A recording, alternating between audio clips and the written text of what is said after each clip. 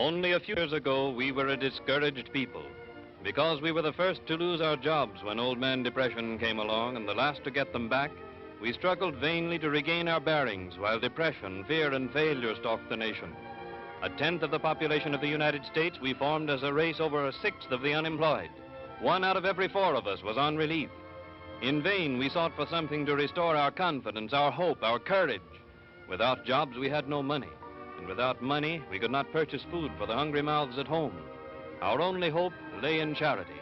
Hunger drove our people to the bread lines. Anxiously, we waited for some sign of better days. Then came the federal government's work program. One by one, it took us out of the bread line. It gave us a new chance to take a normal place in the life of our community. It made us self-supporting. It changed the haggard, hopeless faces of the bread line into faces filled with hope and happiness, for now we work again.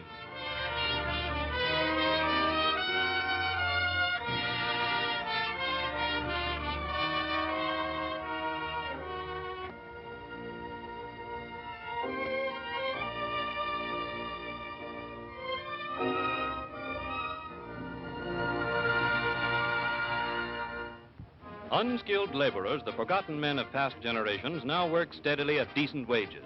The nation over, they're building and repairing schools, public buildings, community centers, and airports to meet the changing needs of our modern world. In one project at the nation's capital, 1,200 men are employed in improving Bowling Field, grading, constructing runways, building hangars, and administration buildings. In addition to the hundreds of unskilled laborers who were removed from relief roles, many skilled workers are employed in this important improvement project. Hundreds of homes have been freed from the bondage of poverty as their breadwinners find security and hope in their new jobs.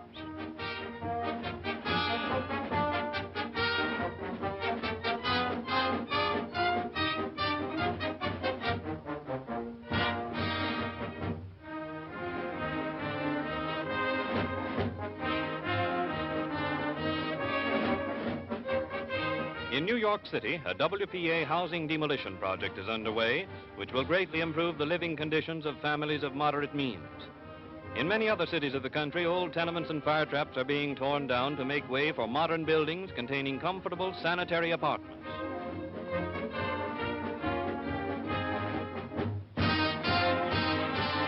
At Colonial Park in Harlem, as in many other congested areas, WPA workers have constructed a huge swimming pool and are now completing a bathhouse which will accommodate 4,100 persons. In this construction project, skilled workers are employed, utilizing the knowledge of their trades gained in the days before depression.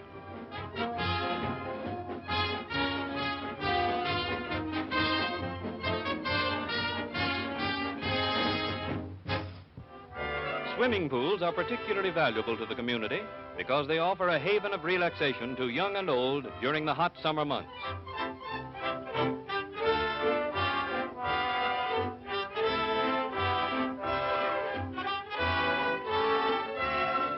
At the same time, swimming pools remove children from the crowded city streets, providing every safeguard to prevent such tragedies as were all too common to the old swimming holes. Typical of the park improvement projects underway all over the country is another feature of the improvement program at Colonial Park. A wading pool has been built by WPA workers in which the youngsters may splash to their heart's content. New additions to the playground area have been made possible by the grading and improvement of parts of the park which were formerly merely decorative. Even the youngest children find plenty of opportunities for play under watchful supervision.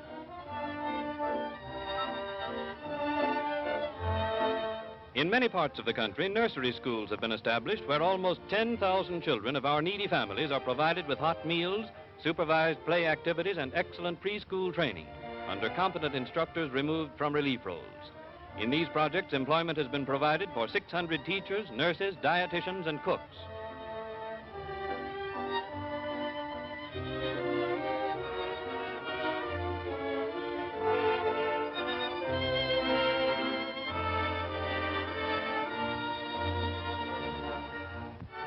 At the other extreme of age, more than 300,000 adults have learned to read and write for the first time in their lives. Eagerly they study, realizing how very much a little knowledge can mean in our modern workaday life. Teachers drawn from relief roles instruct them in useful subjects such as arithmetic and foreign languages. In Harlem, where a large part of the population is from Puerto Rico and Central and South America, A knowledge of Spanish is valuable to workers, shopkeepers, and others. In this class, elementary instruction in the spoken language is given by native teachers. In cooperation with the National Youth Administration, 26,500 young men and women are employed as instructors, laboratory assistants, and clerical helpers. Thus, they are enabled to continue their education.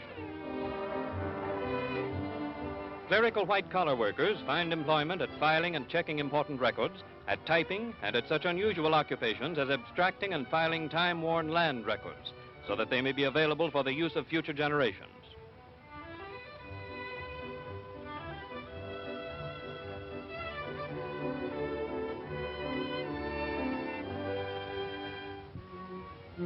As part of the program of rehabilitation and the conservation of human resources, a number of household training schools have been established by WPA. In these schools, girls from relief families are prepared for domestic work which will make them self-supporting. Others take the course in order to learn the arts of homemaking for use in their own homes. In modern kitchens, under competent instructors, the girls are taught to cook and to prepare salads and other delicacies which add much to everyday meals.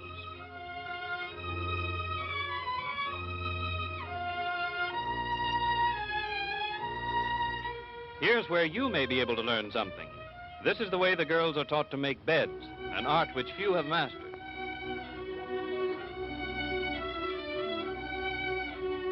These household training courses have already sent hundreds of girls out into the world, well equipped to secure domestic positions and able to command skilled workers' wages.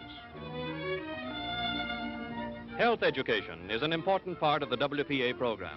At a number of health centers in large cities, qualified instructors teach groups of women first aid methods and the proper care of children. The care of the sick is also taught by trained instructors at health centers throughout the country. These projects which you have seen are part of a broad national educational program through which WPA has helped millions of children and adults. In a number of communities, sewing rooms have been established in which are employed women who are the breadwinners for their families. Here, garments are made for distribution to needy families.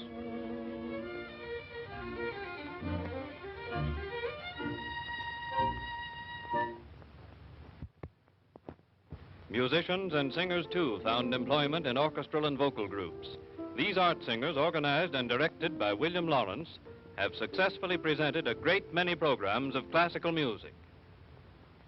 Inside of miracles fields are gay, a virgin sweet, from which the world hath all things good, with joy within the spring. La la la, la la la, la la la, la la la,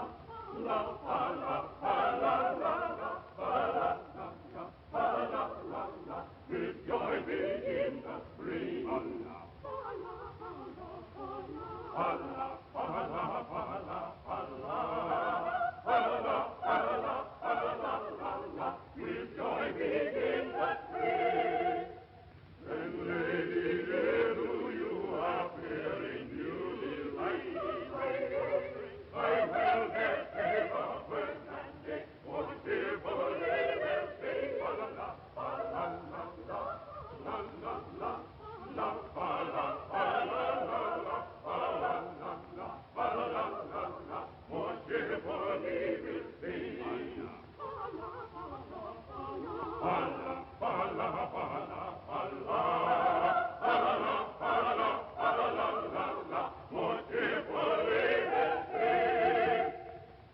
One of our greatest contributions to the world of music is the spiritual, recognized the world over as a fine example of the folk music of America.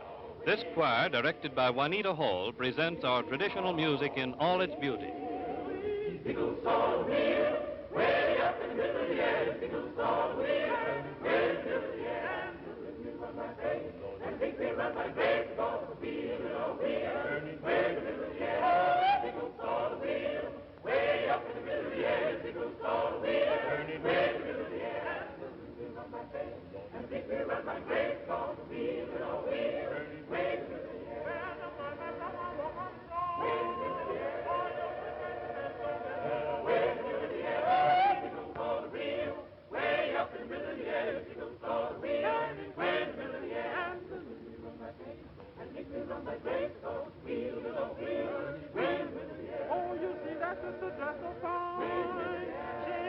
religion on her mind.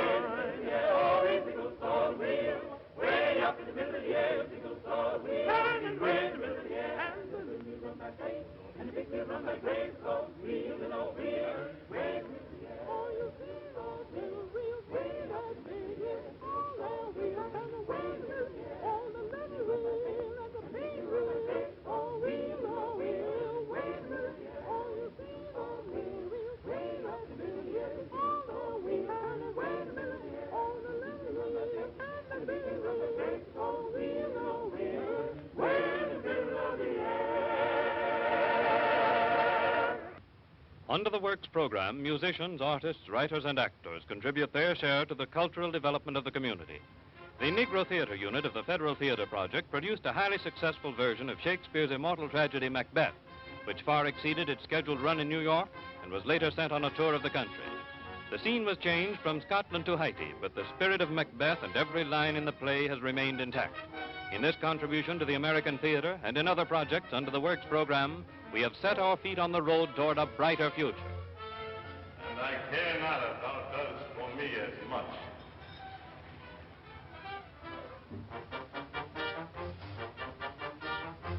Fear not, till Burnham Wood do come to Dunsinane, and now a wood comes toward Dunsinane.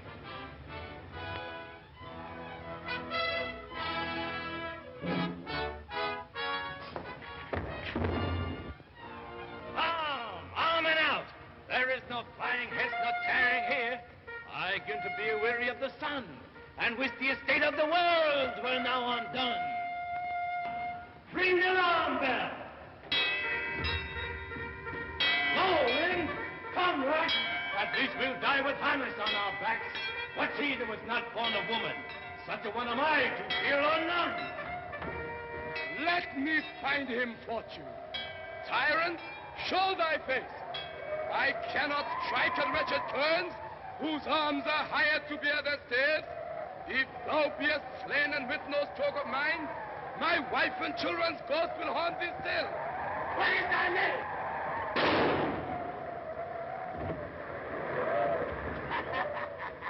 My name's Macbeth. Turn, hellhound, turn. Of all men else I have avoided thee, but get thee back. My soul is too much charged with blood of thine already. Then yield thee, coward, and live to be the show in the gaze of time.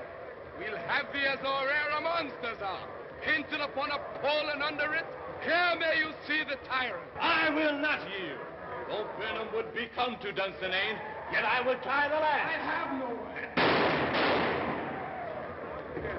Lay on, Macduff, and damned be he who first cries, hold enough.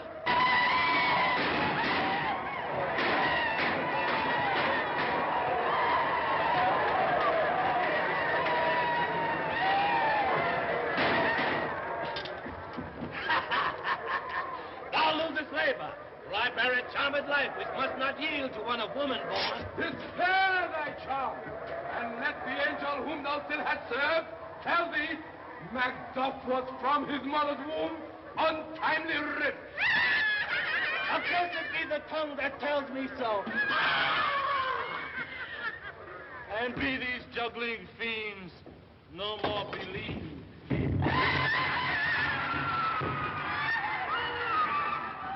Hail, King!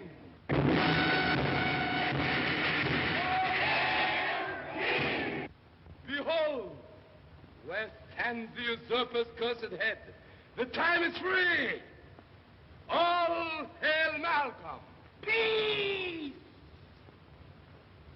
The charms wound